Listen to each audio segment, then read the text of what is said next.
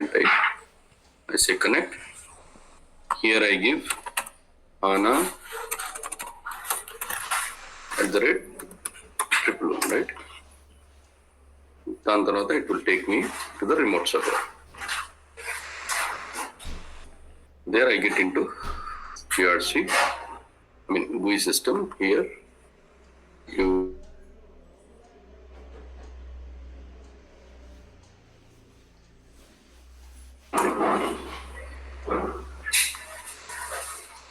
don't kill other sessions, let them do their work.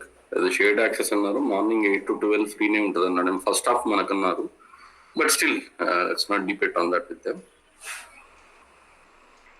Okay, we'll go to PRO, we'll go to IMG reference. Where is our GRC? Usually it would be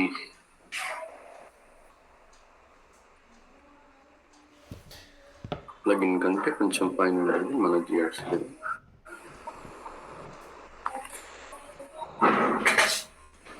plugin కంటే కింద ఉంటుంది కదా, అది మన GRC.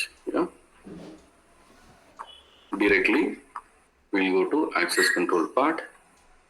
Then we are into our access control configuration steps. Maintain business processes and sub processes. దీని గురించి మనం చూసాము. Next maintain access control applications and BRF plus.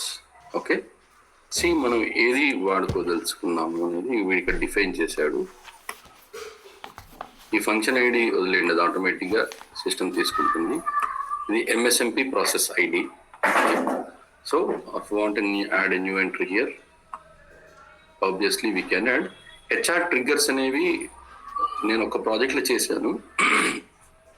ఇలాగ HR ట్రిగ్గర్స్కి వచ్చాం కాబట్టి చెప్తాను. HR ట్రిగ్గర్ అనేది యాక్చువల్గా వండర్ఫుల్ కాన్సెప్ట్. చాలామంది ఎందుకు అప్లై చేయరో తెలియదు.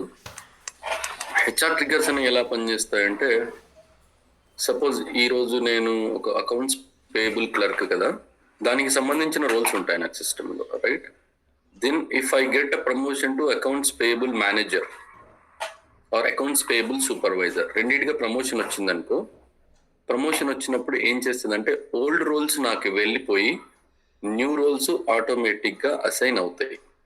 ఓకే, సో HR ట్రిగ్గర్స్ దానికి కాన్ఫిగర్ చేసుకుంటారు. కాన్ఫిగర్ చేసిన తర్వాత ఎప్పుడైతే నా పర్సనల్ నెంబర్ ఉంటుంది కదా, సో HR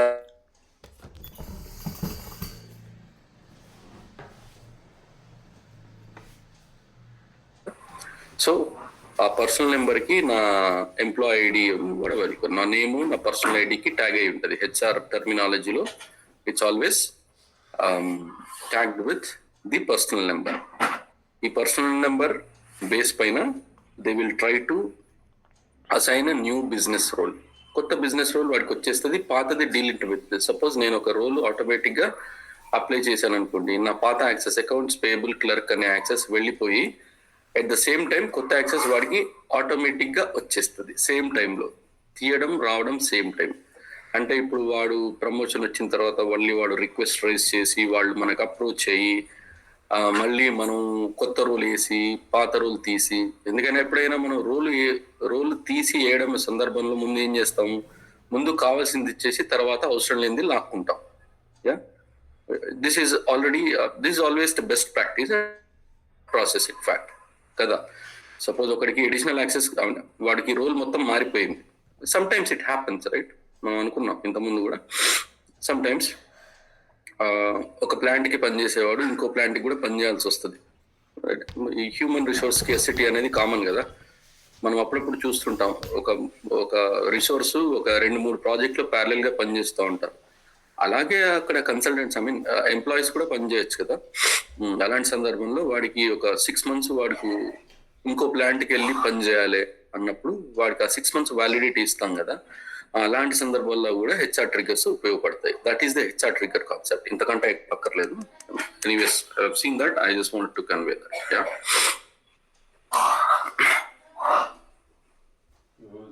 ఈ అప్లికేషన్ ఐడీస్ అనేవి మనం క్రియేట్ చేసుకుంటాం సిస్టంలో. దాన్ని బట్టి ఒక ఫంక్షన్ ఐడి బై డిఫాల్ట్గా ట్యాగ్ అవుతుంది. దానికి MSMP ప్రాసెస్ ఐడి ఇస్తాము. MSMP గురించి మనం మాట్లాడుకుందాం. బేసిక్గా మన షో అంతా MSMP మీదనే నడుస్తూ ఉంటుంది. That is brief.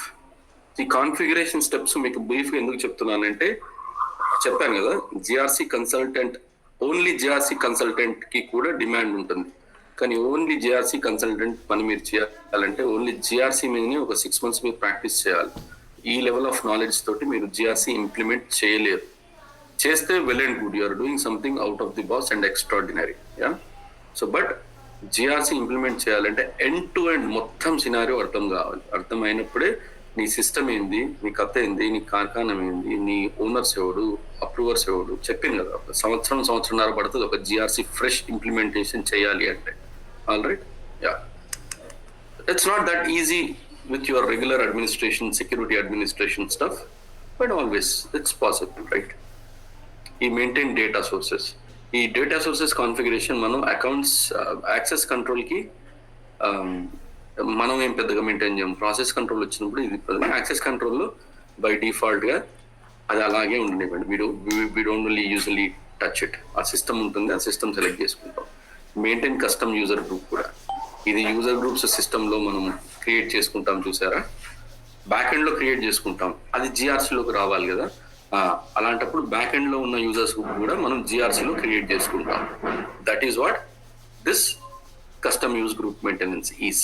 ఎందుకంటే మనం ఎప్పుడైనా ఒక యూజర్ ని జిఆర్సీ ద్వారా అడ్మినిస్ట్రేషన్ చేస్తున్నాం, యూజర్ అడ్మినిస్ట్రేషన్. అలాంటప్పుడు వాడు యూజర్ గ్రూప్ ఇక్కడ కూడా ఉండాలి కదా జిఆర్సీలో. సో నీకు బ్యాక్ ఎండ్ లో ఏ అయితే యూజర్ గ్రూప్స్ ఉన్నాయో అవన్నీ సపోజ్ మన జిఆర్సీ ఒక 4 ప్రొడక్షన్ సిస్టమ్స్ కి కనెక్ట్ చేసాం. ఈసీసీ, బీడబ్ల్యూ, ఏపీఓ, సిఆర్ఎం అనుకున్నాం. ఈ 4 సిస్టమ్ లో కలిపి SU01 లో కొన్ని యూజర్స్ గ్రూప్స్ ఉంటాయి కదా, ఈ 4టికి కలిపి సపోజ్ 20 యూజర్ గ్రూప్లు ఉన్నాయి. ఆ 20 క్రియేట్ చేసుకోవాలి. యా, సో మనం మన target end of the day, what are the target systems that we're connecting with GRC, all those user groups should be created here. That is the maintain custom user group option.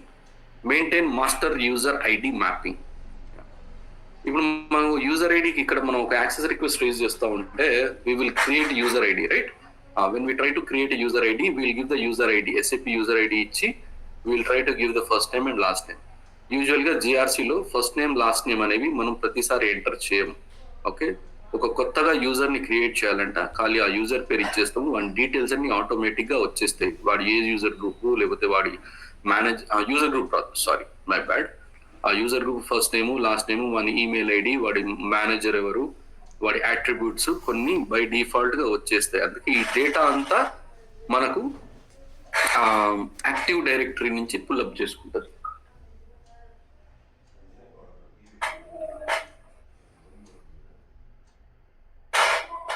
So ఇదంతా active directory నుంచి pull చేసుకుంటుంది. Active directory అంటే తెలుసు కదా, మనం ఒక organisation లో join అయినప్పుడు మన ఐడి ఒక డొమైన్ ఐడి క్రియేట్ చేస్తారు కదా, అలాగే క్రియేట్ చేసినప్పుడు మనం దాన్ని active directory. So user master engine అని కూడా వినుంటారు. సో ఇప్పుడు ఎస్ఏపి దగ్గరకు వచ్చేసరికి ఎస్ఏపి ఐడెంటిటీ మేనేజ్మెంట్ అని ఒక కాన్సెప్ట్ ఉంటుంది. మీరు అప్పుడప్పుడు చూడండి, నాకు ఎస్ఏపి ఐడిఎం తెలుసా అని అడుగుతారు ఎస్ఏపి కన్సల్టెంట్ కూడా. ఎస్ఏపి ఐడిఎం నాకు తెలుసు, I have never implemented SAP IDM. ఏదో 100 కన్సల్టెంట్ లో ఒక 2-3 ఇంప్లిమెంటేషన్ చేసే ఆపర్చునిటీ వస్తుంది. It's all about opportunity, it's not that we cannot do anything. So ఈ ఐడిఎం కాన్సెప్ట్ కూడా ఏంటంటే, యూజర్స్ అందరూ మన హెచ్ఆర్ డేటా ఉంటుంది కదా, హెచ్ఆర్ అంటే ఏంది, ఏ ఎంప్లాయ్ యాక్టివ్ ఉన్నాడు, ఏంది కథ కార్ఖాను అన్ని హెచ్ఆర్ డేటాలో ఉంటాయి. వాడు ఏ బియు ఏందనేది ఆ హెచ్ఆర్ డేటా నుంచి ఐడిఎం లోకి యూజర్ డేటా అంతా ట్రాన్స్ఫర్ చేస్తాం. అక్కడి నుంచి మనం ఎస్ఏపి ఐడి క్రియేట్ చేసుకుంటూ పోవడానికి ట్రై చేసినప్పుడు the data, user data will be pulled from that active directory UME, user master engine నుంచి pull అవుతాయి. Yeah, so ఇది మామూలుగా జనరల్ గా ఇది generic IT terminology. Probably somebody who's worked should know this, yeah, rather no harm, but this is how the backend concept of user master engine or the identity management works. You call it as active directory, you call it as identity management, it's all same. Yeah, user pull చేసినప్పుడు ఏ entries రావాలనేది కూడా మనం define చేసుకోవచ్చు. Sorry, emergency access management. So emergency access management మనం implement చేయాలన్నా కూడా access control కింద 4 కాంపోనెంట్స్ మనం కాన్ఫిగర్ చేసుకోవాలంటే ప్రతి కాంపోనెంట్ మనం ఇండివిజువల్ గా కాన్ఫిగర్ చేసుకోవాల్సిందే. మనం అనుకున్నాం కదా ఇంతకుముందు, ఈ 4 కాంపోనెంట్స్ అందరూ వాడాలని రూల్ ఏం లేదు. ఓకే, ఓన్లీ ఏఆర్ఎం వాడినాం అనుకోండి, ఏఆర్ఎం కాన్ఫిగరేషన్ చేసుకుంటాం. ఏఆర్ఎం కాన్ఫిగర్ చేసుకున్నప్పుడు ఖచ్చితంగా ఏఆర్ఏ కాన్ఫిగరేషన్ చేసుకోవాలి. ఎందుకంటే access request management, access risk analysis they both go hand in hand. Yeah, so మనం యాక్సెస్ ఇస్తున్నంటే మనకి రిస్క్లు ఉన్నాయో లేదో చూడాలి కదా, అది basic fundamental thing. So they ARM ARA configurations are very relevant. I mean, both the configuration will be done at the same time. But when it comes to BRM and emergency access management, దానికి separate గా చేసుకోవచ్చు. Okay, మీరు ఇక్కడ చూసారు right, fire fighter ID connector role relation. ఇక్కడ ఒకటి ఇచ్చాం మనం రోల్. ఓకే, ఈ రోల్ అనేది చాలా కీ థింగ్ అనమాట. When it comes to emergency access management, ఈ రోల్ అనేది చాలా కీ థింగ్. దీని గురించి మనం మాట్లాడదాం. Just remember this point, this is something required. Maintain critical levels తెలుసు కదా, ఇవి ఆల్రెడీ అక్కడ డిఫైన్ చేసినాం, ఇక్కడ డిఫైన్ చేస్తాం. When it comes to emergency access management, that's it. Emergency access management పెద్ద గేమ్ ఉండదు, మిగతాదంతా వేరే స్టోరీ ఉంటుంది. మనం ఎమర్జెన్సీ యాక్సెస్ మేనేజ్మెంట్ ఎట్లా సెటప్ చేసుకోవాలి సిస్టంలో అని. సింక్ జాబ్స్ ఉన్నాయి కదా, ఈ సింక్ జాబ్స్ అనేవి చాలా ఇంపార్టెంట్. మనకు జిఆర్సీలో మీరు ఇంప్లిమెంటేషన్ పనిచేసిన, సపోర్ట్ పనిచేసిన, కామన్ గా జనాల ఫోకస్ సింక్ జాబ్ మీద ఉంటుంది. ఓకే, ఈ sync jobs, can you name some of the sync jobs in GRC అన్నప్పుడు మనము ఖచ్చితంగా చెప్పాల్సిన jobs authorization sync. Okay, authorization, ఈ పై మూడేం రన్ చేయము, leave it. Authorization sync. Okay, authorization sync మనం ఇది జిఆర్సీలో ఉన్నాం ఇప్పుడు. ఓకే, మీకు ఎక్కడి నుంచి చేసుకోవాలి sync, what is your target system. ఇక్కడ ఒకటే కాన్ఫిగర్ చేసిండ్రు, నో హామ్. నేను ఇది క్లిక్ చేస్తా అంటే దాని అర్థం ఏంది, ఈసీసీ క్లయింట్ 800 నుంచి ఈ ఆథరైజేషన్ సింక్ జాబ్, సరే ఇది ఆర్ఎఫ్సి లేదు, ఎందుకంటే ఈ సింక్ జాబ్ ఏం చేయాలి, ఈసీసీ, దీని అర్థం ఏంటంటే ఈసీసీ 800 క్లయింట్ నుంచి ఈ ఆథ్ సింక్ కొడితే దాంట్లో ఉన్న ఆథరైజేషన్స్ అన్ని వచ్చి దీంట్లో పడతాయి. ఆథరైజేషన్స్ అంటే అర్థం ఏంటి, కొన్ని కస్టమ్ ట్రాన్సాక్షన్స్ క్రియేట్ చేసుకుంటాం, అవి వస్తాయి. కొన్ని కస్టమ్ ఆథరైజేషన్ ఆబ్జెక్ట్స్ కూడా క్రియేట్ చేసుకుంటాం. ట్రాన్సాక్షన్సే కాదు కదా, ఆబ్జెక్ట్స్ కూడా క్రియేట్ చేసుకోవచ్చు. You can check that in SU22 where you can create new authorization objects. If we have not referred, but anyway, no harm. You can go to SU22. You can create new custom authorization object, and you can tag that particular custom authorization object to object class. అంతే కదా. End of the day ఒక transaction కానీ, ఒక authorisation objects కానీ ఏ category, finance కింద ఉందా, sales కింద ఉందా, మనం డిఫైన్ చేసుకోవచ్చు. అవన్నీ జిఆర్సీలోకి రావాలి అంటే ఖచ్చితంగా we need to run this authorization sync job. SU24 values, custom transactions, custom objects. So custom relevant authorization data will come into your GRC system if you run this job.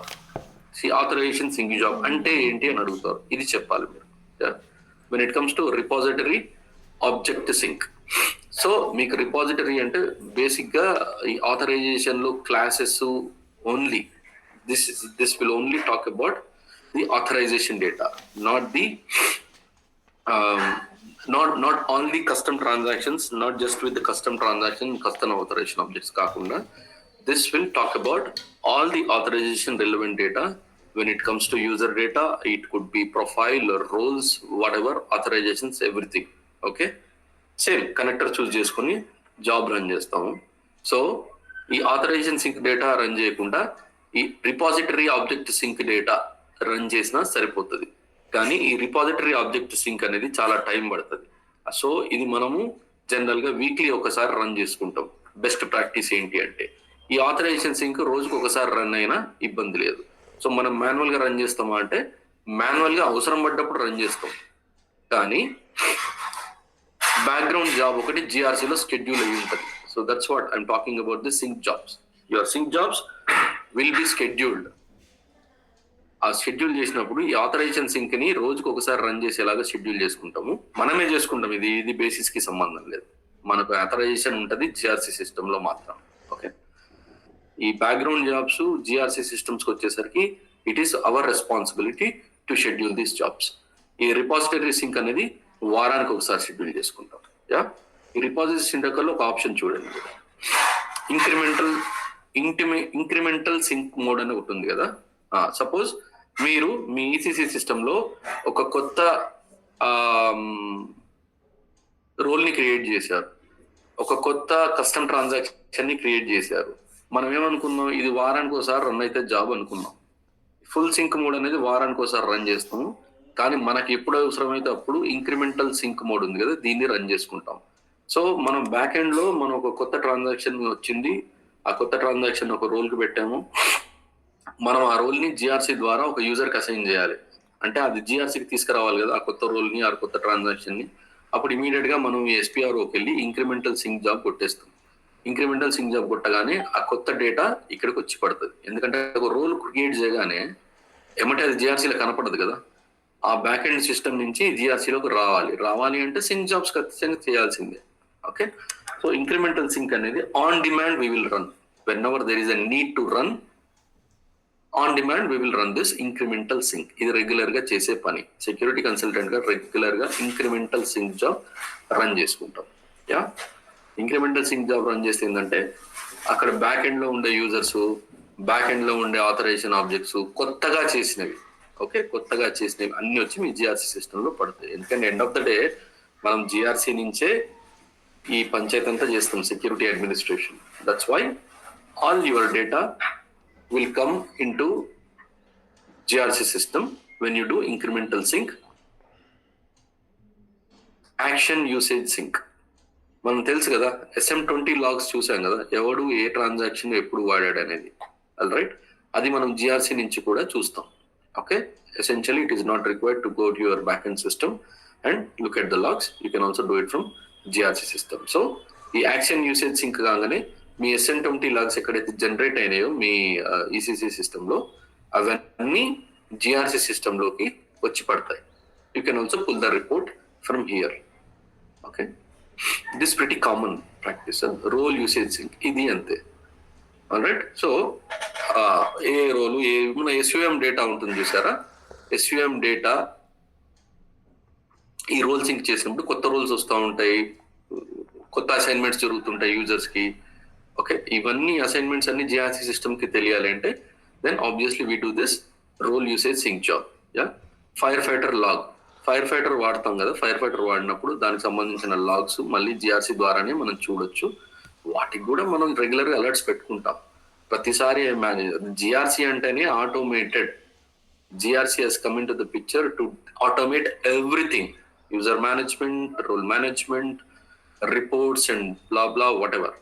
ఇప్పుడు మనం back end లో పోయి మనం audit లో మనకు 20 రిపోర్ట్లు మనం publish చేయమంటారు. కొన్ని డైలీ ఉంటాయి, కొన్ని వీక్లీ ఉంటాయి, కొన్ని మంత్లీ ఉంటాయి, కొన్ని క్వార్టర్లీ రిపోర్ట్స్ ఉంటాయి.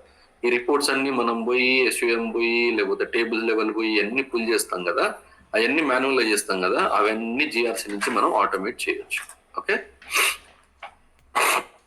ఈ వర్క్ ఫ్లో సింక్ అనేది వర్క్ ఫ్లోలో ఇన్ కేసు ఏమైనా చేంజెస్ అయినాయా అనేది వర్క్ ఫ్లో సింక్ కొడతాం. ఇది ఎప్పుడో మనం వర్క్ ఫ్లో ఎవడైనా చేంజ్ చేస్తే తప్ప మనం దీన్ని చేయము. So assume this is a kind of one time activity unless until you are changing the work flow. Work flows once built are not that easily changed unless until there is a demand for it. అది work flow గురించి మాట్లాడినప్పుడు మీకు అర్థమవుతుంది what do you mean by this work flow అనేది. Work flow అంటే end to end ప్రాసెసే కదా. Suppose నేను ఒక రిక్వెస్ట్ రేజ్ చేసిన, అది నా మేనేజర్ దగ్గర పోయింది, ఆ మేనేజర్ దగ్గర తర్వాత అది రోల్ ఓనర్ దగ్గర పోయింది, రోల్ ఓనర్ దగ్గర ఫస్ట్ మనం సిస్టంలోకి వస్తున్నామంటే మనం ఎవరు అప్రూవ్ చేయాలి, మన బాస్ అప్రూవ్ చేయాలి. ఓకే, దాని తర్వాత లైన్ మేనేజర్ అంటాము, N+1 మేనేజర్ అంటాము, you call what ever you want. అక్కడి నుంచి ఎక్కడికి వెళ్ళాలి, అక్కడి నుంచి మళ్ళీ రోల్ ఓనర్ దగ్గర పోవాలి. ఎందుకంటే కొన్ని సందర్భాల్లో మన రోల్స్ మనకు సెక్యూరిటీ రోల్స్ కాకుండా కొన్ని వేరే రోల్స్ కూడా ఉండొచ్చు. SM37 ఉంది, అది బేసిస్ వాళ్ళ ట్రాన్సాక్షన్, కానీ మనకి SM30 తోటి అవసరం కదా, SM37 తోటి మనకు అవసరం. ఇలాగే ఫంక్షనల్ డిపార్ట్మెంట్కి వచ్చినాము, FIOడికి సేల్స్ రోల్స్ ఉండొచ్చు, సేల్స్ ఓడికి FI రోల్స్ ఉండొచ్చు. ఈ ఫంక్షనల్కి వచ్చేసరికి there will be so many cross functional transactions, cross functional access, cross functional rules I mean to say. So ఇవన్నీ ఏ రోల్కి ఎస్డి రోల్ ఉందనుకో ఎస్డి ఓనర్కి పోతుంది, ఎఫ్ఐ రోల్ ఉంటే ఎఫ్ఐ ఓనర్కి పోతుంది. All right. సో ఆ వర్క్ ఫ్లో ఏదైతే ఉందో అలా డిజైన్ చేసుకుంటాం మనం. ఓకే, ఈ రోల్ ఈ ఓనర్ దగ్గర పోవాలా, ముందు వీడి మేనేజర్ దగ్గర పోవాలి. సపోజ్ సంజీవ్ ఐడి క్రియేట్ అవుతుంది, సంజీవ్ మేనేజర్ ఎవడు వాడి దగ్గరికి వెళ్ళాలి, అక్కడి నుంచి నెక్స్ట్ రోల్ ఓనర్ దగ్గరికి పోవాలి. ఓకే, వాడు అప్రూవ్ చేస్తే నాకు యాక్సెస్ వస్తుంది ఆటోమేటిక్గా. దాన్నే వర్క్ ఫ్లో అంటాం ఇక్కడ. ఫెచ్ ఐడిఎం స్కీమ్ డేటా చెప్పాను కదా, ఐడిఎం నుంచి యూజర్ డేటా వచ్చి పడాలి జిఆర్సి సిస్టంలో అంటే ఈ జాబ్ రన్ చేస్తాం. యూజువల్గా ఈ జాబ్ ఎప్పుడు రన్ చేయము. If at all there is a need you can do this. EM emergency access management master data sync ఇది జనరల్గా అవసరం ఉండదు. If at all there is no harm in running this job. ఈ జాబ్లు ఏవి కూడా పొరపాటున ఇది రన్ చేయబోయి ఇది రన్ చేసినా కూడా మనకి ఎప్పుడు రిస్క్ ఉండదు boss. Okay, you should not get confused on that. వామ్మో ఇది క్లిక్ చేస్తే ఏమవుతుందంటే this is just an execution. Execution is always confined with reporting stuff. ఒక రిపోర్ట్ బదులు ఇంకో రిపోర్ట్ వచ్చింది తప్పే ఉంది, ఒక సింక్ జాబ్ బదులు ఇంకో సింక్ జాబ్ కొట్టినాం తప్పేం లేదు కదా. అందుకని don't get panic by mistake if you're running any of these jobs in real time also. But ensure that ఈ రిపాజిటరీ సింక్ లో ఈ ఫుల్ మోడ్ సింక్ ఉంది కదా, ఫుల్ సింక్ మోడ్ కానీ రన్ చేయదు. If at all you want to run this job you cannot run directly, you have to schedule a background job. Full sync అంటే అర్థం చేసుకోండి, users authorisations మొత్తం జిఆర్సీకి sync అయితే అంటే ఎంత టైం పడుతుంది కదా. టైం పట్టినప్పుడు ఏంది, you are occupying the session of the system directly or indirectly. It is impacting the performance of the system. Yeah, just it's a caution not to run full sync mode on a regular basis. It's only run on a weekly basis. That is the standard practice. Yeah, మన background jobs ఉండవు, మనం manual ఎందుకు run చేయాలి? It's like end of the day ఆటోమేటిక్గా it's like 11 to 12 బ్యాక్గ్రౌండ్లో క్రాన్ jobs ఏమైనా run చేయరా? అదే అంటున్నా. ఇప్పుడు మనము ఈసీసీకి వచ్చేసరికి మనం ఒక 2 బ్యాక్గ్రౌండ్ జాబ్ గురించి మాట్లాడుతున్నాం. అది ఎవరికైనా గుర్తున్నాయా? PFCD time dependency. और एक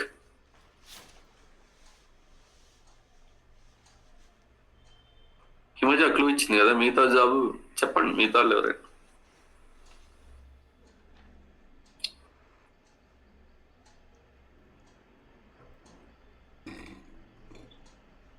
వాట్స్ ద అదర్ జాబ్? గూగుల్లో కొడతారు మాస్టర్లు ఎప్పుడు కదా, అది కూడా ఎందుకు లేక మొత్తం అనుకుంటారు. రైట్, ఇంకో జాబ్ చూసాం కదా, what is that job? These are 2 important jobs. మనకు ఎస్ఏపిలో మన బ్యాక్గ్రౌండ్ జాబ్స్ కొన్ని 100,000 ఉంటాయి, కానీ మనకు 2 ఉంటాయి. లివింగ్ జిఆర్సి నార్మల్గా ఏ సిస్టంలో అయినా ఆ 2 జాబ్లు రన్ అవుతున్నాయా లేదా అనేది అట్స్ అ ప్రోయాక్టివ్ చెక్. ప్రోయాక్టివ్ చెక్ అంటే తెలుసు కదా, మనం టికెట్లు సాల్వ్ చేసుకున్నాం, పోయినాం, మస్తు టికెట్ సాల్వ్ చేసినాం, రిపోర్ట్ పెట్టినాం, బిర్యానీ తినాం, వచ్చేసినాం. This will not take you nowhere. This you are doing your bloody job in very lazy manner, I would say rather. So అందుకనే ప్రోయాక్టివ్ జాబ్స్ అంటే ఇవి. అసలు సిస్టంలో PFCG time dependency job run అవుతుందా లేదా. It could be any system, it could be dev, quality, production is mandatory. ఇంకోటి PRGN_compress_times. Okay, గుర్తొచ్చిందా? PRGN అక్కడ పిఎఫ్సిజి కాదు, PRGN_compress_times. What does PFCG time dependency job ఏం చేస్తుంది? Srinu, welcome to you. But before that I just want to reiterate about the background job. PFCG time dependency job ఏం చేస్తుంది?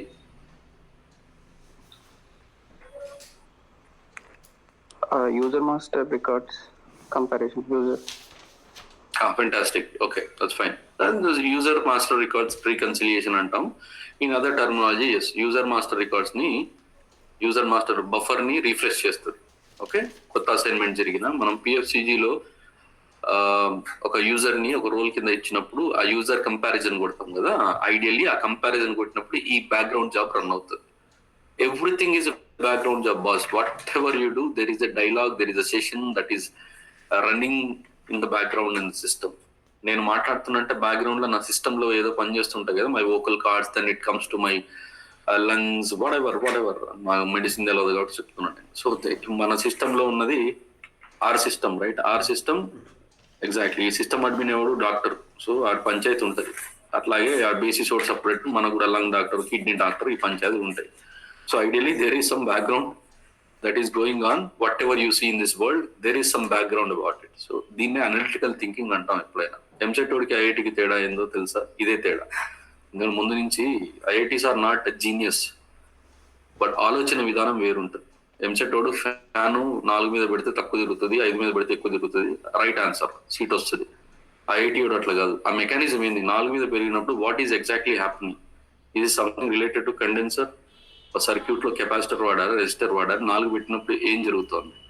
What is the speed that is controlling which rotates the fan? ఇది fan రెక్కలు ఏ angle పెడితే ఎంత?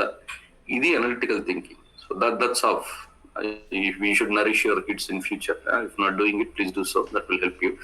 But yes, so ఈ background లో PFCG time dependency that reconciliation అంటే జర రీఫ్రెష్ చేస్తుంది కదా. Now you got it. PFCG times compress ఏం చేస్తుంది? Duplicate roles, expired roles filter చేస్తారు. సారీ, డూప్లికేట్ రోల్స్ ఇంకా వ్యాలిడిటీ అయిపోయిన రోల్స్ ని ఫిల్టర్ చేస్తారు. ఫిల్టర్ చేస్తుందా? ఐ మీన్ రిమూవ్ చేస్తారు. Exactly, use the right words, appreciate it. So right, so అది రిమూవ్ చేస్తుంది. ఎందుకంటే నిన్న మొన్న వ్యాలిడ్ అయిపోయిన రూల్స్ అన్ని అక్కడ SU0 వల్ల యూజర్ కనిపించడం వల్ల ఏమన్నా ఉపయోగం లేదు కదా. So it will clean duplicate roles ఉన్నా. ఒకసారి మనం మళ్ళా యూజర్ కాపీ కొట్టినప్పుడు వానికి ఆల్రెడీ 100 ఉంటాయి, కొత్తకి 120 ఉంటాయి. ఈ 120 తీసి మళ్ళీ వేస్తాం. ఆ 20 ఎవరు తీస్తారా? ఎక్సెల్ మ్యాక్స్ అక్కడ రాదని చెప్పి కొడతా ఉంటాం. కామన్ గా చేసే పంచాయతీ డెవ్ లో, శాండ్ బాక్స్ లో, క్యూలో. అలాంటప్పుడు ఈ జాబ్ ప్రతి సిస్టమ్ లో రన్ అవ్వాలి, ప్రతి క్లయింట్ లో రన్ అవ్వాలి. అప్పుడే మీ సిస్టమ్ క్లీన్ ఉంటుంది. ఎవరైనా కొత్త లీడ్, కొత్త బాస్ వచ్చినప్పుడు అసలు PFCG time dependency job, compress jobs ఎందుకు రన్ అవ్వట్లేదు? Is that how you work? దాని గురించి ఎస్కలేషన్ ఏం చేయరు, కానీ you have to be proactive అంటాం కదా, రాదర్ దెన్ రియాక్టివ్. సో ఇవన్నీ మనం జనరల్ గా ఒక కొత్త ల్యాండ్స్కేప్ లో ఉన్నప్పుడు ఇవన్నీ చూసుకుంటే, అరే బై ఇది జర పద్ధతిగా లోడు అనుకుంటాడు ఎవరైనా. Same way coming to your question Srinu, yes PFCG, అక్కడ మనం పిఎఫ్సిజిలో ఒక యూజర్ ని అసైన్ చేసాం. అసైన్ చేసినప్పుడు మనం ఎమ్మటే కొట్టాం యూజర్ కంపారిజన్ అని. ఎందుకంటే ఆ యూజర్ కి ఆ రోల్ రిఫ్లెక్ట్ కావాలి ఆన్ ద స్పాట్. ఎందుకంటే మనం టెస్ట్ చేస్తున్నామో ఇంకోటి చేస్తున్నామో వేరే విషయం. ఓకే, అలాగే మరి పిఎఫ్సిజి టైం డిపెండెన్సీ జాబ్ రన్ కాదంటే రన్ అవుతుంది. అది రోజుకు ఒకసారి రన్ చేసేటట్టు పెడతాం. పిఎఫ్సిజి టైం డిపెండెన్సీ ప్లస్ ఈ కంప్రెస్. పిఎఫ్సిజి టైం డిపెండెన్సీ గంటకోసారి రన్ అయ్యేటట్టు కూడా పెట్టుకోవచ్చు, నష్టమేం లేదు. ఎందుకంటే రూల్ అసైన్మెంట్స్ బాగా అవుతుంటాయి కదా సిస్టమ్ లో, తీసేయడం, వేయడం, ఆల్ దిస్ హ్యాపెన్స్, రైట్? అలాంటప్పుడు ఈ యూజర్ కంపారిజన్ అనేది జరుగుతూ ఉండాలి, నష్టమే లేదు గంటకోసారి చేసుకున్నా కూడా. కానీ పిఎఫ్సిజి కంప్రెస్ టైమ్స్ ఉంది కదా, పిఆర్జిఎన్ కంప్రెస్ టైమ్స్ ఉంది కదా, అది మాత్రం రోజుకు ఒకసారి రన్ చేస్తాం ఐడియల్ గా. డూప్లికేట్స్ ఏమైనా ఉంటే ఎండ్ ఆఫ్ ద డే అది రిమూవ్ చేసుకుంటుంది. కానీ అది మనం కంప్రెస్ టైమ్స్ ఎప్పుడు రన్ చేయం కదా, అవసరం ఏముంది? డూప్లికేట్స్ ఉంటే పోతాయిలే రాత్రికి, దానివల్ల నష్టమేం లేదు. కానీ పిఎఫ్సిజి టైం లిమిట్స్ మాత్రం ఇమీడియట్ గా రన్ చేస్తాం. కంపారిజన్ కొట్టగానే అది రన్ అవుతుంది. అలాగే జిఆర్సీలో కూడా మనం ఏదైతే బ్యాక్ అండ్ సిస్టమ్ లో ఉందో, బ్యాక్ అండ్ సిస్టమ్ లో కొన్ని కొత్త యూజర్స్ క్రియేట్ చేసుకున్నాం, అవి జిఆర్సీలోకి తీసుకురావాలి. కొత్త రోల్స్ క్రియేట్ చేసుకున్నాం, అవి జిఆర్సీలోకి తీసుకురావాలి. అది ఎప్పుడో జాబ్ రన్ అయ్యేంత వరకు వెయిట్ చేయం కదా, ఇమీడియట్ గా మనం ఈ సింగిల్ జాబ్ కొట్టేసుకుంటాం. ఇక్కడికి వచ్చి అది జిఆర్సీ నుంచే చేస్తాం. Okay, we don't go in to the target system. Target system లో మనకి ఎన్ని కనపడదు. ఫస్ట్ ఆఫ్ ఆల్ ఈ సింగ్ జాబ్ కొట్టగానే మనకు డేటా వచ్చి ఇక్కడ పడుతుంది. మనం ఆ డేటా ఇక్కడికి రాగానే మనం ఈ రోల్ కి అసైన్మెంట్స్ చేయాలి, రోల్ ఓనర్స్ ట్యాగ్ చేయాలి, రిస్క్ ఓనర్స్ ట్యాగ్ చేయాలి. అవన్నీ మన కార్యక్రమం మనం చేసుకుంటాం. జాబ్ రన్ అయ్యేంత వరకు మనం వెయిట్ చేయం కాబట్టి ఇమీడియట్ గా మనం అలాంటి సందర్భాల్లో మాత్రం we will do this incremental sync job అన్నాం కదా, ఇంక్రిమెంటల్ సింక్ జాబ్ రన్ చేసుకుంటాం. Any questions Seenu further? Good అండి. All right, that's about your sync job. Sync job, there is no other option. You need to you need to remember all the sync jobs, and you should know how to run the sync jobs. Yeah, there comes to your access risk analysis. Okay, ఇక్కడ ఎప్పుడైనా మీరు జిఆర్సీకి వచ్చేసరికి ఈ rule set అని వినుంటారు కదా. Yes, this is your rule set. ఇప్పుడు చూసారా జిఆర్సీకి వచ్చేసరికి మనం అంతకుముందు కూడా చూసాం ఎస్ఓడిని ఎలా రాసుకుంటాం, ఎస్ క్యాపిటల్ ఓ స్మాల్, ఇక్కడ డి క్యాపిటల్. ఇక్కడ ఎందుకు వీళ్ళు పెట్టాడంటే డెమోస్ ఆర్ వదిలేట్ standard format of writing between BT W ఎట్లా రాస్తాము, విత్ రెస్పెక్ట్ టు డబ్ల్యూఆర్టీ ఎట్లా రాస్తాము, అది ప్రపంచానికి అందరికీ తెలుసు. FIA all this things, right?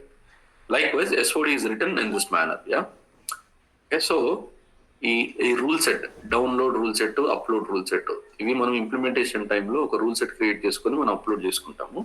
Desktop నుంచి ఇక్కడికి అప్లోడ్ చేసుకుంటాం. ఆ రూల్ సెట్ ఎట్లా ఉంటుంది అంటే, will try to download one rule set and see if it is there in the system.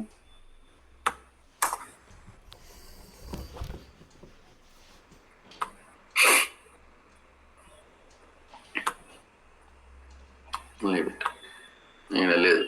So మనము ఏం రూల్స్ ఉన్నాయో చూసుకుంటాం. ఇక్కడ రాదు. సో రూల్ సెట్కి వస్తే మనకు business process, function business process, function actions, function permissions. ఒక రూల్ సెట్లో ఇన్ని ఆప్షన్స్ ఉంటాయి. ఎన్ని ఉన్నాయి ఓవరాల్గా చూస్తే 10 ఉన్నాయి. Okay, rule set contains 10 options. ఇది మీకు తెలవాలి information. We will talk about this further. Upload SOD rules. Rule set ఏది, రూల్ సెట్ అని సపరేట్ ఉండదు. Rules is what. Rule set అంటే ఏంటన్నా? రూల్ సెట్ అంటే దాంట్లో మనం అనుకున్నాం కదా, మనం క్రిటికల్, హై, మీడియం, లో ఎస్ఏపి వాడు జిఆర్సి ఇచ్చినప్పుడు మనకు 50,000 రూల్స్ ఇస్తాడు.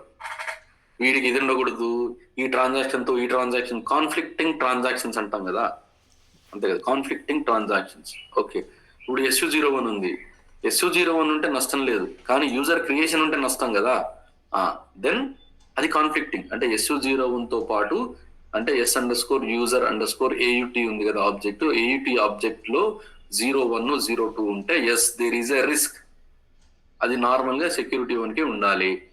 ఓకే, వేరే వాళ్ళకి ఉండకూడదు. వేరే వాళ్ళకి ఇచ్చినప్పుడు ఎమ్మటే హై రిస్క్ అని కొట్టాలి అని చెప్పేసి మనం ఒక ఫైల్ తయారు చేసుకుంటాం. ఇట్లా మనం ఒక ఫైల్ తయారు చేసుకున్న దాన్ని రూల్ సెట్ అంటాం. అంటే రిస్క్ లేనిది నా సిస్టంలో స్టాండర్డ్ గా అందరికి ఒకటే రూల్ సెట్ ఉంటుందా అంటే ఖచ్చితంగా ఉండదు.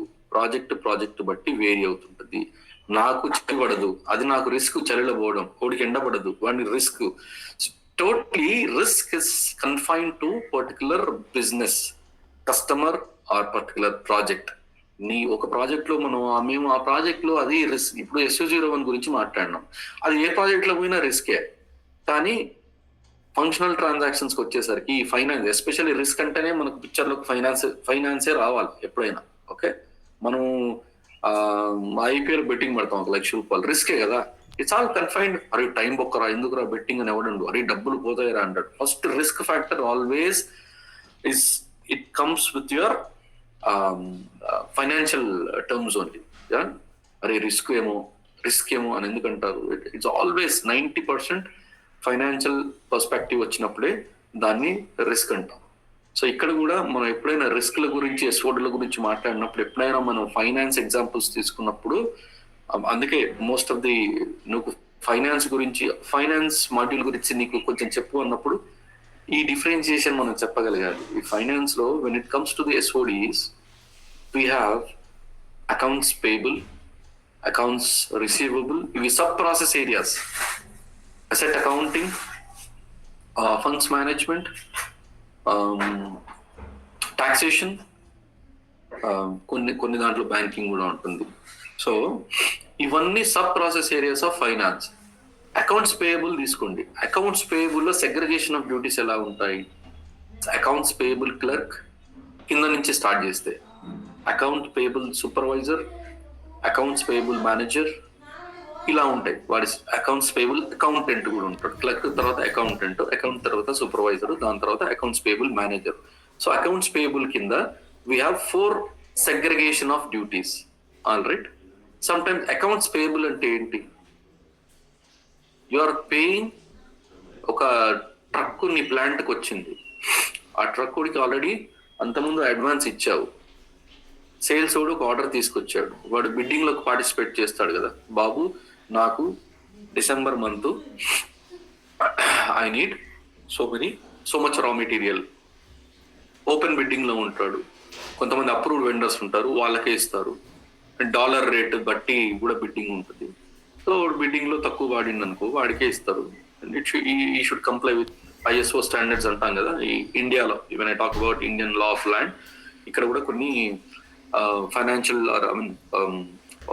ఎంటర్ప్రైజ్ టర్మ్స్ లో ISO 2000 ISO ఇట్లా ఉంటాయి, టర్మ్స్ ఉంటాయి కదా. సో అలాగే దాని గురించి మనం సాక్స్ అన్నాం. US లో సాక్స్ వానికి యాక్ట్స్ సపరేట్గా ఉంటాయి. ఇక్కడికి వచ్చేసి we have ISO standards in Indian soil. ఈ ISO స్టాండర్డ్స్ ప్రకారం ఒక వెండర్ వచ్చి బిడ్డింగ్ చేసిన తర్వాత వాడు ఓకే నాకు December 31st కల్లా నాకు ఇంత, suppose I need 1 lakh 1 liter Pepsi bottles, 5 lakhs ½ liter Pepsi bottles, ఇట్లా ఉంటాయి. వాళ్ళు ఏదో 10-100 ఉండవు కదా. వాడు అన్నప్పుడు yes I'm okay sir done అంటాడు. నన్ను అన్న తర్వాత వాడికి ఒక purchase order, sales order create చేస్తాడు. సేల్స్ మేనేజర్ ఉంటాడు కదా పెద్ద బిల్డింగ్ వాళ్ళే, వాడు కింద ఈ లేబర్ పంచాయతీ అంతా ఈ సేల్స్ రిప్రజెంటేటివ్స్ వీళ్ళు చూసుకుంటారు. దాని తర్వాత ఫైనల్ గా అది సేల్స్ మేనేజర్ దగ్గరికి అయిన తర్వాత వాడు అప్రూవ్ చేసిన తర్వాత అరే వీటన్నిటి ఖర్చు ఒక 200 కోట్ల ఆర్డర్ అది. ఓకే, వాడికి ఎవడైతే తయారు చేస్తున్నాడో రా మెటీరియల్ సప్లై చేస్తుండో షుగర్ వార్ వడెవర్ దాంట్లోకి సంబంధించిన రా మెటీరియల్ వాడికి ఒక 200 crores ఖర్చు అవుతుంది అనుకుందాం. వాడికి ముందు అడ్వాన్స్ ఇవ్వాలి కదా, ఒక 20 కోట్లు ఇవ్వాలి. It's all depends on the standards, company to company, enterprise to enterprise. అలాంటప్పుడు వాడు ముందే వాడికి అడ్వాన్స్ రిలీజ్ చేయాలి కదా, that's accounts payable.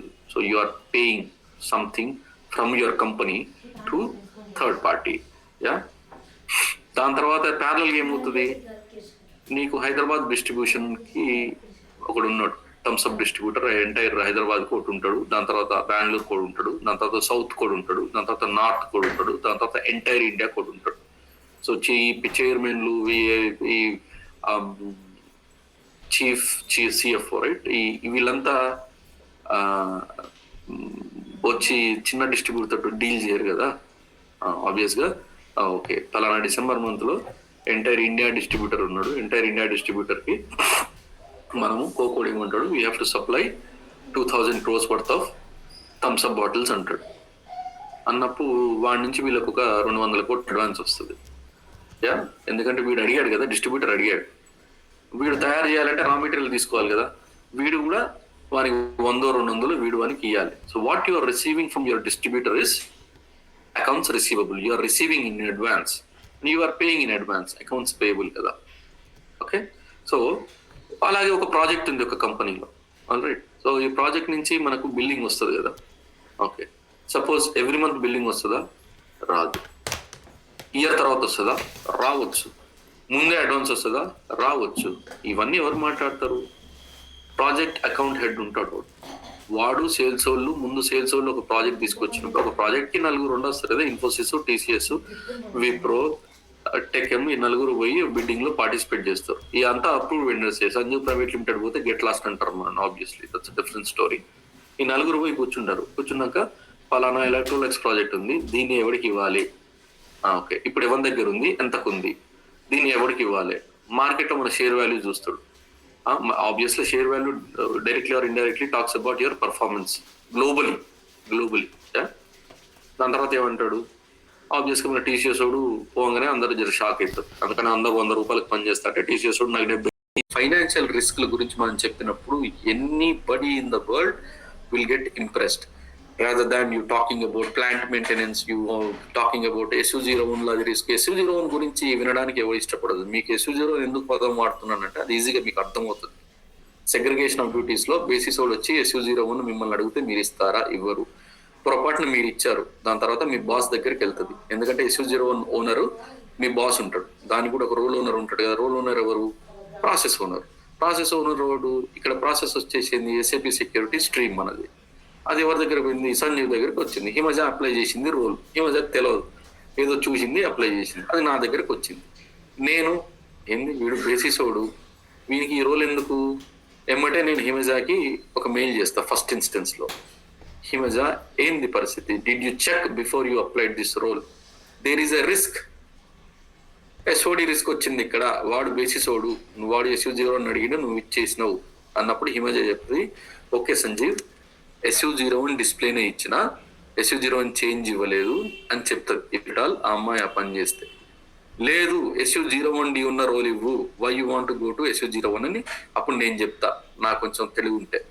If at all I work with SAP security. Some times SAP security own చేసే వాళ్ళు చేయాల్సిన అవసరం ఏం లేదు కదా, ఎందుకంటే సూపర్వైజర్కి మేస్త్రి పని రావాల్సిన అవసరం లేదు ideally. That's how the logic works.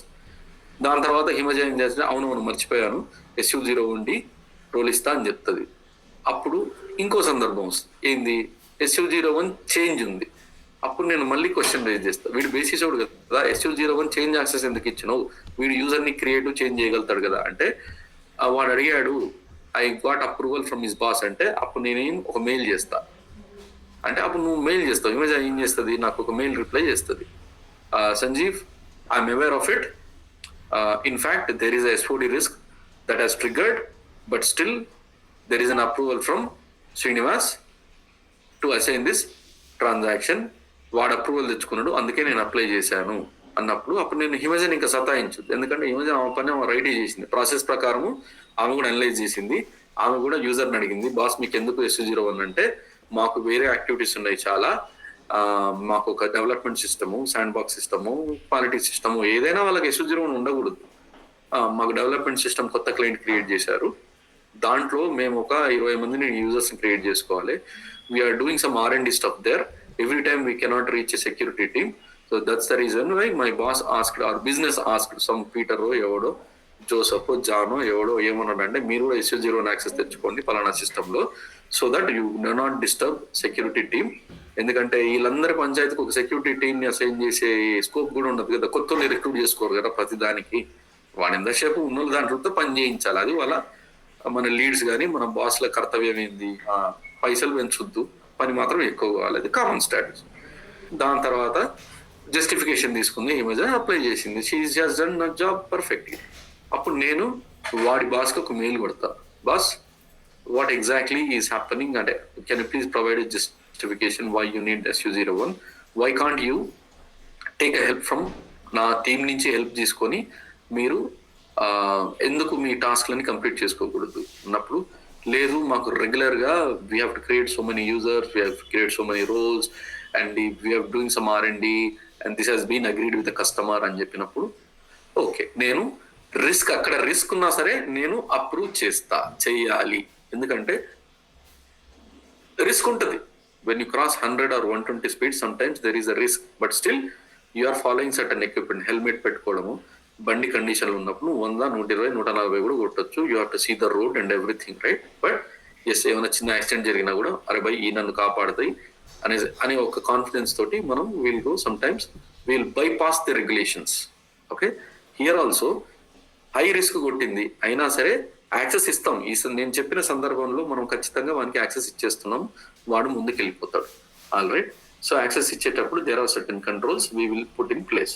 So yes ఇవన్నీ రిస్క్లు డిఫైన్ చేసుకుంటావు కదా Himaja, to answer your question, ఇంత బ్యాక్గ్రౌండ్ ఉంటుంది అనమాట. సో ఇంటర్వ్యూలో గమనించరు లేదు, ఇంటర్వ్యూ కూడా మనము ఒకప్పుడు వాడు రిస్క్ గురించి హిమజ అడిగింది, మనం ఒక 10 నిమిషాలు మాట్లాడు ఉండే, హాఫ్ అన్ అవర్ లా ఒక 2-3 టాపిక్లు మనం ఎవడైనా క్వశ్చన్ అడిగినప్పుడు ఈ అన్ని చెక్కినాక, ఇప్పుడు రిస్క్ గురించి అమ్మాయి క్వశ్చన్ అడిగింది, మనం ఇంత మాట్లాడుతున్నాం, 10 నిమిషాలు పోగంట మాట్లాడు, దీని తర్వాత do you expect that fellow will ask you no tell me what is master role, derive role, tell me how you create users, different user types, how you pull SVM reports అడుగుతాడు అనుకుంటున్నా, అడగడు కదా.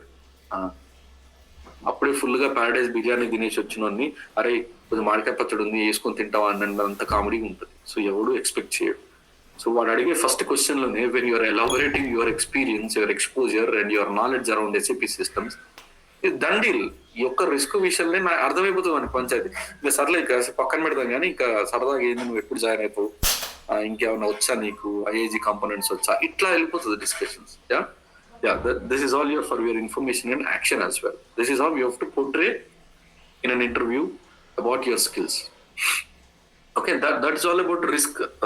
ఈ rules అంటాం కదా హిమజ, ఈ రిస్క్లన్నీ కలిపి మనం ఒక రూల్ సెట్ కింద పెట్టుకుంటాం. ఒక సిస్టమ్ కి ఒక రూల్ సెట్ ఉండొచ్చు, 2-3 రూల్ సెట్స్ కూడా ఉండొచ్చు. సపోర్ట్ యూజర్స్ అందరికి ఒక రూల్ సెట్ పెట్టుకోవచ్చు, నీ ఇష్టం. బిజినెస్ యూజర్స్ అందరికి ఒక రూల్ సెట్ పెట్టుకోవచ్చు, నీ ఇష్టం. ఓకే, 1 కానీ 2 కానీ 3 కానీ రూల్ సెట్స్ ఉండొచ్చు, నష్టమేం లేదు. ఓకే, ఈ రూల్ సెట్ లో మనం రూల్స్ అన్ని డిఫైన్ చేసుకుంటాం. వీడికి ఇది ఉండకూడదు, ఈ ట్రాన్సాక్షన్ తో పాటు ఇది ఉండకూడదు, మనం ఇప్పుడు మాట్లాడుకున్నాం కదా, ఈ ట్రాన్సాక్షన్ తో పాటు ఈ యాక్టివిటీ ఉండకూడదు, ఇవన్నీ ఉంటే రిస్కే కదా. సో ఇలాగా మనం రిస్క్ డిఫైన్ చేసుకుని అన్ని ఒక ఫైల్లో పెట్టుకుంటాం. ఇంతకుముందు మనం చూసాం కదా బిజినెస్ ఫంక్షన్స్ అని అక్కడ ఒక 10 ఆప్షన్స్ చూసాం. మనం తయారు చేసుకునే ఫైల్లో కూడా ఈ 10 ఆప్షన్స్ ఉంటాయి. అన్నిట్లో మనం డిఫైన్ చేసుకుంటాము. ఆ రిస్క్ ఫైల్ చూద్దాం eventually, that we will do. దాంతో మనం రన్ చేస్తాం, రిస్క్ అనాలిసిస్ రన్ చేస్తాం కదా. రిస్క్ అనాలిసిస్ రన్ చేయడానికి heart and soul is your rule set. Okay, designing a rule set will take 2 to 3 months minimum. GRC ఏం లేదు, మిగతా పంచాయతీలంతా స్టెప్ బై స్టెప్ చూసుకొని వెళ్ళిపోవచ్చు. కానీ రూల్ సెట్ కి ఒక టెంప్లెట్, స్టాండర్డ్ టెంప్లెట్ ఫాలో అవ్వలేం. రూల్ సెట్ కి ఒక్కొక్కరితో కూర్చోవాలి, ఒక ఫైనాన్స్ తో కూర్చొని ఫైనాన్స్ వాడు ఏం చేస్తాడు, అందరిని పిలువ అంటాడు. అందరిని పిలువాక ఎందుకు అనగానే, అరే సంజీవ్ ఒకడు ఉన్నాడు, వచ్చిండు మన జిఆర్సీ కన్సల్టెంట్, ఈయన జిఆర్సీ ఇంప్లిమెంట్ చేస్తున్నాడు మన ప్రాజెక్ట్ లో, ఆయన ఒక వర్క్ షాప్ అడిగిండు అందరూ అనగానే, అప్పుడు వాడు ఏం చేస్తాడు, ఈ ఫైనాన్స్ హెడ్ అందరిని పిలుస్తాడు, అకౌంట్స్ పేబుల్ హెడ్ ని, అకౌంట్స్ రిసీవబుల్ హెడ్ ని, వీళ్ళందరినీ పిలుస్తాడు. పిలిచిన తర్వాత వాడు ఏం చేస్తాడు, వాళ్ళ ఎంప్లాయీస్ ఎవరైతే అందుబాటులో ఉంటే వాళ్ళందరినీ తీసుకొచ్చి గుంపు జాతరలుగా మనం ముందు వచ్చి ఒక 20 మంది కూర్చుంటాం. ఓకే, కూర్చున్న తర్వాత నేను కాన్ఫరెన్స్ రూమ్ లో ఉన్నప్పుడు అసలు జిఆర్సీ ఏంటి, యాక్సెస్ కంట్రోల్ ఏంటి, దీంట్లో రిస్క్లు ఏంటి, ఎస్ఓడీలు ఏంటి, ఇవన్నీ ఒక పవర్ పాయింట్ ప్రజెంటేషన్ లో పెట్టుకొని నా మెయిన్ సబ్జెక్ట్ ఏంది, రూల్ సెట్ వరకు వస్తా. రూల్ సెట్ లో ఇట్లా 10 ఫంక్షన్స్ ఉంటాయి, ఇట్లా 10 ఫైల్స్, 10 ఆప్షన్స్ ఉంటాయి. ఈ 10 ఆప్షన్స్ లో మనం రిస్క్ ఐడిలో నేను క్రియేట్ చేద్దాం. రిస్క్ అంటే వానికి డిఫైన్ చేస్తాం. సపోజ్ మనం చెప్పిన ఎగ్జాంపుల్స్ చెప్తాం. It's always risk with respect to somebody who is creating sales order, same guy approving the sales order, same guy creating purchase order, same guy changing the purchase order, same guy approving the purchase order. నేను విజయవాడకు పోయి వచ్చి 300 bill అయిందని పెడితే బస్సులో approve అవుతుంది. Approve చేసిన పటాయించి 300 కాదు, సూపర్ లగ్జరీ, సెమీ లగ్జరీ పోయొచ్చిన అని వీడు 600 బిల్లు పెట్టిండు. అంటే వాడు వానికి 100 కమిషన్ ఇచ్చి వాడు అప్రూవ్ చేసుకోవచ్చు కదా. ఫిజికల్ గా డాక్యుమెంటేషన్ ఉన్నప్పుడు ఇన్ని స్కామ్లు అయితే, when it is on the system everybody is seeing at it, everybody is getting alerts about it. Obviously ఇద్దరు కలిసి ఫ్రాడ్ చేసిన 3 వాడికి తెలుస్తుంది, 3 చేస్తే 4 వాడికి తెలుస్తుంది. సో మన సిస్టమ్ ని రిస్క్ ఫ్రీ పెట్టాలి. సో జిఆర్సీ కన్సల్టెంట్ గా ఒక రూల్ సెట్ ని డిజైన్ చేసే బాధ్యత మనది. ఆ రూల్ సెట్ డిజైన్ చేసినప్పుడు అందరినీ కలుపుకొని వెళ్ళి, బాబు మీ దాంట్లో రిస్క్ లేనిది అన్ని నాకు తెలియాల్సిన అవసరం లేదు, రిస్క్ అంటే ఏంది అని ఫస్ట్ క్వశ్చన్ అడుగుతాడు. ఓకే, వాళ్ళకేం తెలియదు, వాళ్ళు ఎంతసేపు రిస్క్ అంటే బాబు somebody who's having access to create, same guy is trying to change, same guy is trying to approve, there is a risk. Absolutely there is a risk. అంటే ఇంక మన ప్యాకేజీ మనమే డిసైడ్ చేసుకొని, మన శాలరీ మనమే మన బ్యాంకులు వేసుకుంటే ఇంకేమైనా పంచాయతీ ఉంటుందా? ఎట్లన్నా స్కామ్లు చేసుకోవచ్చు కదా. This is how it happens. So you have to always involve business 100% when you are designing a rule set. As I said, it will take 2 to 3 months minimum to design a perfect rule set. అదే కీలకం, అదే ముఖ్యం. మిగతా అన్ని ఒక వారం రోజుల్లో చేసి పడుకోవచ్చు, కానీ rule set is very important. దాంట్లో హై రిస్క్, క్రిటికల్ రిస్క్లు, మీడియం రిస్క్లు అన్ని మనం డిఫైన్ చేసుకుంటాం చూసినాం. అవన్నీ రూల్ సెట్ లోనే పెడతాం. మీ కాన్ఫిగరేషన్స్ అంతా నామకే వాస్తే అది గట్టిగా కూర్చుంటే ఒక్క రోజులో కాన్ఫిగరేషన్స్ అయిపోతుంది. రూల్ సెట్ మాత్రం నీ చేతిలో ఉండదు. అవతలతోటి మనం ఇంటరాక్షన్ చేసి, అవసరమైతే ఒక్క సెషన్ 4, 5, 6, 7, 8 సెషన్లు, 8 వర్క్ షాప్స్ నడుస్తూ ఉంటాయి. ఈ ఆన్ సైట్ అంటాం కదా, ఆన్ సైట్ లో పోయి కూడా వాడు SU01లు, PFCGలు క్రియేట్ చేసుకోవడానికి ఆన్ సైట్ లో అక్కర్లేదు. ఆన్ సైట్ కి వెళ్ళాలంటే కావాల్సిన అర్హతలు, ఫస్ట్ ఒక మంచి ఇంగ్లీష్ మాట్లాడాలి. రెండోది వాడికి he has to be very open. వాడికి సిగ్గు, బిడియము, మొహమాటం ఇలాంటివి ఉండకూడదు. నేనున్నా నాన్నమ్మ టైప్ లో ఫస్ట్ చేయెత్తేటట్టు ఉండాలి. You know or not, you speak nonsense, bullshit, nobody cares, but you have to be proactive to answer. You are be very interactive with customer. నీకు ఉండాల్సిన second quality. Third quality, technically you should be a little front compare to your other teammates. కొంచెం తోడా proactive అన్నాం కదా, proactive. ప్రతిదీ మనం ఏం చేస్తామంటే అరే ఈ జాబులు రన్ అవ్వట్లేదు ప్రొడక్షన్ లో, మనం చెప్దామంటావా, ఆడు ఏమనుకుంటాడంటావా, ఎందుకు లేరా ఈ ఫస్ట్ పక్కనోడు వచ్చి అమ్మా జాబులు రన్ చేస్తున్నావు, మెయిల్ పెట్టినావు జోసెఫ్ కి జాన్ అని పక్కనోడు ఎక్కడ ఉన్నావు, వాడితో పాటు ఈవినింగ్ పోయి చాయ్ బిస్కెట్ తిని రావాల్సిందే. You have to be very proactive. You know what you are doing, go write an email to your client, can you please approve to run these 2 jobs in the production system, I see they are not running in the system. Okay, what I wanted, good catch Sanjeev, please do so, let me know if you need any approval. Done deal. వాడి books లో నేను ఎమ్మటే అక్కడ ఆ రోజు main headings నా పేరు ఉంటుంది. ఆపర్చునిటీస్ ఇట్లానే ఉంటాయి. ఇక్కడ 50,000 60,000 పని చేయడమా, ఎంటైర్ గ్లోబ్కి వెళ్ళి ఒక కస్టమర్ తో ర్యాప్ పని చేయడమా, totally depends on how you are nourishing your career, how you are putting forward your proactive skills. నువ్వు చేసేది రెగ్యులర్ జాబ్కి ఎవడు పిలువడు, ఏదో ఏడుస్తుండు కదా అని వారం రోజులు 2 రోజులు పిలిస్తే వీడు ఎయిర్పోర్ట్ చాక్లెట్ కొనుక్కొచ్చి మార్చాల్సిందే. As simple as that. You want to enhance this way, you have to think. Mindset ఇట్లా ఉండాలి. Remember, you will see the results if you follow these kind of stuff. Yeah లేదు ఇంకా మనకేదో targets, is always keep your targets man, otherwise you will go nowhere. ఈ job ఎవడైనా చేస్తాడు. ఈ proactive గా ఉండడం, how we talk, how we nourish, this shows your experience and degrees. అంతే కదా, 10వ క్లాస్ పిల్లలతో చేయించాలా, SU01 PFCలు ఈజీగా చేస్తారు కదా. Yeah, that's all about rule set. Any questions on rule set still Srikanth? అన్న, మనకి రిస్క్ అనేది కరెక్టా కాదా అనేది వాలిడేట్ చేసుకోవడానికి ఏం ఆప్షన్స్ ఉండవా? అంటే వాడు చెప్పేది కరెక్ట్ రాంగ్ మనకు తెలియదు కదా. అవసరం లేదు, వాడే సుప్రీం. నాకు గోడ తీసి ఇటు పెట్టన్నాడు, లేదు సార్ బిల్డర్ ప్లాన్ ప్రకారము ఇట్లానే ఉంది అంటే, అరే నేను చెప్తున్నా కదా ఇది నా పేరు పైన రిజిస్ట్రేషన్ అయింది, ఈ కిటికీ తీసేయి, ఇక్కడ మొత్తం గోడ పెట్టు, ఈ కిటికీ లేపడదు అని చెప్తా నేను. That is my decision. Correct wrong అనేది ఏం లేదు, నీ కరెక్ట్ అయింది నాకు రాంగ్ వచ్చు. There is no standard fundamental rule for right and wrong in this world. The same implies in the project also. నీకు రిస్క్ అయింది నాకు కాదు అంటే వాడంటాడు, ఒకటి సేల్స్ ఆర్డర్ క్రియేట్ చేయాలి, ఇంకోటి చేంజ్ చేయాలి, ఇంకోటి అప్రూవ్ చేయాలి. బాగానే ఉంది ముచ్చట చెప్పినావు, కానీ ఈ ముగ్గురు నేను రిక్రూట్ చేసుకోవాలంటే నా తన పైసలు లేవు, ఈ ముగ్గురు మా దాంట్లో ఒకటే పని చేయాలి, ఈ ముగ్గురు పని ఒకటే చేయాలి. ఫైనల్ గా ఎవడైతే అప్రూవ్ చేస్తాడో ఇదంతా ఈ ముగ్గురు పని ఒకటే చేసి దాని తర్వాత ఎక్కడికి వెళ్ళాలి, ఫైనాన్స్ హెడ్ దగ్గరికి పోవాలి, వాడే డబ్బులు రిలీజ్ చేయాలి. అట్లా మీ దగ్గర రిస్క్ వస్తుంది కదా, ఎప్పో నేను చేయను పో అని పోయినాం అనుకో, దట్ ఈస్ ఇడియాటిక్ కదా. సో వాళ్ళు ఇచ్చే ఇన్పుట్స్ ప్రకారమే మనం రూల్స్ క్రియేట్.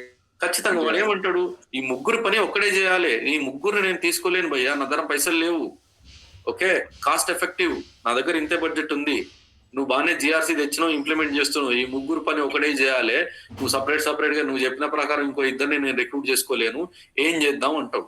అన్నప్పుడు ఓకే రిస్క్లు వస్తాయి, మీరు అప్రూవ్ చేసుకోండి, ఏం చేద్దాం, వాడు వస్తాడు. End of the day I have to go with my design. నేను చెప్తా సార్ ఇక్కడ కిటికీ, నేను బెస్ట్ ప్రాక్టీస్ నేను రికమెండ్ చేస్తున్నా వాళ్ళకి, కిటికీ ఇక్కడ ఉండాలి సార్, గాలి వస్తుంది, సూర్యుడు పడతాడు అని చెప్తాను. నాకొద్దు, నేను చెప్తున్నా కదా అక్కడ పెట్టి అంటాం, డిమాండ్ చేస్తామా లేదా, ఇది కూడా అంతే, as simple as that. It is fully customized, but you always recommend the best practice. ఇదని కాదు, ఏదైనా అంతే. రూల్స్ కంప్లీట్ చేయడానికి ఆ స్టెప్స్ అని ఎగ్జిక్యూట్ చేయాలన్నా, ఫస్ట్ స్టార్టింగ్ నుంచి డౌన్లోడ్ నుంచి ఆర్గనైజ్ సంథింగ్ అవన్నీ ఉన్నాయి కదా. Never download rule set. Download rule set is just for your reference. Don't upload rule set. Rule set అనేది ఒకేసారి అప్లోడ్ చేస్తాం ఇంప్లిమెంట్ అయినప్పుడు, ప్రతిసారి రూల్ సెట్లు అప్లోడ్ చేసుకో. ఓకే, రూల్ సెట్ డిజైన్ అనేది టోటల్లీ కస్టమైజింగ్ బాస్. ఎస్ఏపీ కూడా 50,000 రూల్స్ ఇస్తాడు. మరి ఎస్ఏపీ లెక్క ప్రకారం ఈ రూల్ సెట్లు పెట్టినాం అనుకో, వాడు ఇంకో 100 మందిని తీసుకొని రావాలి పిక్చర్లకి, సిస్టమ్లకి. ఈ రోల్ నేను వీనికే ఇస్తా అంటే, ఇప్పుడు సపోజ్ మీ టీం ఉంది భయ్, మీ టీంలో ఏంది 10 మంది ఉన్నారు అనుకుందాం. ఓకే, 10 మందిలో ఆడేమంటాడు, user management separate team, okay role management separate team, reporting separate team. ఇట్లా సపరేట్ టీమ్ ని పెట్టుకుంటా పోతే, cloud separate team, GRC separate team, Pathlock separate team, ఇట్లా ఒక్కొక్కసారి సపరేట్ టీమ్ ని పెట్టుకుంటా పోతే, అంటే మీరు ఇంకో ఈ టీసీఎస్ ఇంకో 30 మందిని రిక్రూట్ చేసుకోవాలన్నా అసాధ్యమయ్యే పనే ఇది. This is all gone stories, this will not practically work out. Okay, so అందుకనే ఏం చేస్తున్నాము, మీరు కొన్ని సందర్భాల్లో చూసుంటారు SC16N అనేది, SC16 కానీ 16N అనేది ఇట్స్ అ రిస్క్. అందుకే ఆడిటర్ వచ్చి ఏం చేస్తాడు, SC16 వరకు ఉంది అందరికి ఇవ్వండి అంటాడు. అట్లా అని అంటే వీడంటాడు, నో మా ఆడిట్ చూడండి మమ్మల్ని పిలిచారు కదా, ఉండకూడదు, ఓకే ఆడిటర్ రెడ్ పెట్టి వెళ్ళిపోతున్నాడు. వీడికి సావు. ఏం చేయాలంటే వాడు ఏం చేస్తాడు, SC16 ఉండొద్దు అన్నాడు. అమ్మ వీడేం చేసిండు, SC16 బదులు GSC16 కస్టమైజ్ ట్రాన్సాక్షన్ ఒకటి క్రియేట్ చేస్తారు, ZSC16 అని. దానికి దీనికి తేడా ఏంటంటే ఏమీ లేదు. వాని రికార్డులో సీసీ కెమెరా దొరికితేనే ఫైన్ పోలీస్ ఛానల్లో, అంత మాత్రాన స్పీడ్ పోవద్దు అనేది కెమెరాలు లేని చోట పోవచ్చు. As simple as that. Same logic జిఆర్సీలో కూడా అప్లై అవుతుంది. జిఆర్సీ SAP కూడా చెప్పిన లెక్క ప్రకారం పోతే వీడు ఇంకో 100 మందిని తీసుకోవాలి, మనం కూడా మన టీంలో ఇంకో 10 మందిని తీసుకోవాలి. అది సాధ్యమయ్యే పని కాదు. ఎక్కడైతే user management, role management, audit management, cloud security ఇవన్నీ మనం ఒక రిసోర్స్ ఎట్లయితే చేస్తున్నాం అందరం అదే పని చేస్తుంటాం కదా షిఫ్ట్ లో. అలాగే కస్టమర్ సైడ్ కూడా, ఫైనాన్స్ సైడ్ కానీ, సేల్స్ సైడ్ కానీ, ప్లాంట్ మెయింటెనెన్స్ సైడ్ కానీ అన్ని కొన్ని సందర్భాల్లో ఒక యూజరు మల్టిపుల్ టాస్క్స్ చేస్తాడు. అది రిస్క్ ఉందా అంటే ఉన్నది, కానీ ఏం చేద్దాం తప్పదు. దాని గురించి వాడు కొత్తని రిక్రూట్ చేసుకోడు. అందుకనే నెక్స్ట్ దాన్నే పంచాయతీ మిటిగేషన్ ప్రాసెస్ అంటాం. అదే కదా మిటిగేషన్ కంట్రోల్స్ అనే పదం వినుంటారు కదా మీరు. మిటిగేషన్ ఎందుకు వచ్చిందంటే అందుకే వచ్చింది. రిస్క్ ఉంది కానీ నా దగ్గర ఒక సొల్యూషన్ ఉంది అని పోతాం. అలా ఓకే, డాక్టర్ చెప్తాడు కదా, సార్ మీ కొలెస్ట్రాల్ ఎక్కువ ఉంది కానీ నా దగ్గర మెడిసిన్ ఉంది. కొలెస్ట్రాల్ ఎక్కువ ఉంటే మంచి పోతారు సార్ అనడు వాడు. అట్లా కూడా అట్లా సాధ్యపడదని మనం కూడా అనొద్దు. There is alternative, there is a mitigation process. For that we can discuss this tomorrow. Remediation process అంటే remediation process అంటే ఏంటి, ఈ రెండు చాలా important. I don't feel whatever the time, maximum time we are spending on risk SODs గురించి ఎంత మాట్లాడినా తక్కువే అనిపిస్తుంది నాకు. ఎందుకంటే మన SAP సెక్యూరిటీ అడ్మినిస్ట్రేషన్ అంటేనే ఈ వీటి మీద మనకు మంచి ఇన్ఫర్మేటివ్ నాలెడ్జ్ ఉండాలి, ఎగ్జిక్యూషన్ నాలెడ్జ్ ఉండాలి. లేకపోతే we're not called as SAP consultant. Though GRC is a separate section of SAP, but still GRC is all talks about all this risks, compliance, ఎవరికి ఏం యాక్సెస్ ఉండాలి, SODs, SOCs అన్నిటి గురించి మాట్లాడేది GRC. ఈ రోజు ఒక GRC యాక్సెస్ ఉంటే అక్కడి నుంచి అంత పంచాయతీ చేస్తున్నాం. టార్గెట్ సిస్టమ్ లో పోయి మనం ఏం పని చేస్తలే, అంతా GRC నుంచే చేస్తున్నాం. That's why I love to speak more about SODs, risks and all this stuff. అరగంట వెళ్ళిపోతుంది తెలుసా, ఊరికే రిస్క్ తో మొదలు పెడితే, GRC తో మొదలు పెడితే, దే డన్ ద డీల్. వాడికి అర్థమైపోతుంది, ఊరికి ఆయన వీడు అన్ని చేసి